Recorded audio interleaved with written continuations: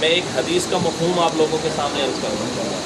इस घर में लाई हुई बच्ची को आप तंग रखते हो, चाहे शोहर रखे या किसी की तरफ से भी तंगी हो, उस खामिद के जेब से अल्लाह बरकत ख़त्म कर देते हैं, बरकत ख़त्म हो जाती है।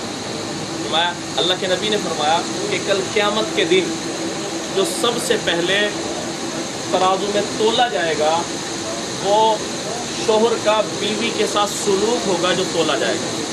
सबसे पहले अल्लाह पाक इसका हिसाब फरमाएगा, इसका हिसाब होगा। और फरमाया कि जो आदमी, अल्लाह के नबी ने फरमाया कि तुम में से सबसे बेहतरीन आदमी वो है जो अपनी बीवी के साथ अच्छा है, अपनी बीवी के साथ अच्छा है।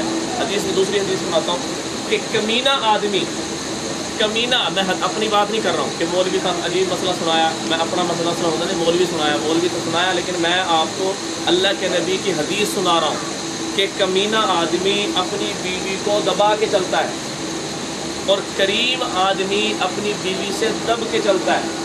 अच्छा, हम जो हमारे मिसाल के तौर पे माशरे के अंदर ये समझा जाता है अगर बीवी की मान ली जाए तो कहते हैं यार रन मुरीद है। ये वजह ये है, ये पीछे हिंदुस्तान से चला आ रहा है। जिस तरह हम वो हिंदुओं के साथ रहते थे, रहना सहना होता था, वो हिंदुओं की जो रस्में हैं, जो तरतीबें हैं, वो अभी तक हमारे शादी ब्याह फौजियों में शामिल हैं। इस वजह से ये सारे के सारे मसाइल बनते हैं। अगर सिर्फ कोई तवीज़ लेने की ज़रूरत नहीं है, कोई दम करवाने की ज़रूरत नहीं है, जो आदमी अपने घर में रोज़ी की फरावानी चाहता है, आसानी चाहता है, वो सिर्फ अपनी बीवी के साथ अच्छा सलूक करे। लेकिन जी हर बंदे को अल्लाह ने मान दिया, ये नहीं है कि हर गलत सही उसकी मान ले, नहीं, उसका जो हक है वो उसको दे। बीवी पे खर्च करना सदका है, बच्चों पे खर्च करना सदका है, वालदा पे खर्च करना सदका है, अपने रिश्तेदारों पे खर्च करना सदका है।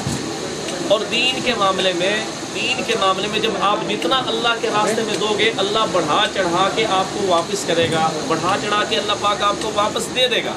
वो अल्लाह पाक आपका रखेगा नहीं। हज़रत मूसा अलैहिस्सलाम, आखिरी बात करता हूँ क्योंकि जारी बात है, एक माहौल माशरा हमारा ऐसा बना हुआ है कि ना जी वो मौलवी कहते हैं ना जी बात करना शुरू हो जाए, दीन की बात होती है, अल्लाह नबी की बात होती है, हालांकि इसमें हमारे गुनाह माफ़ हो रहे हैं। फरिश्ते इस वक्त तो हमारा अकाउंट कर रहे हैं, कल क़यामत के दिन इस वक्त का हमें बदला मिलेगा। लेकिन फिर भी दुनिया इतनी गालिब है, दुनिया की यानी चीज़ें और उनमें लगना इतना गालिब है कि हम ये आखिरत को भूल गए, मरने को भूल गए।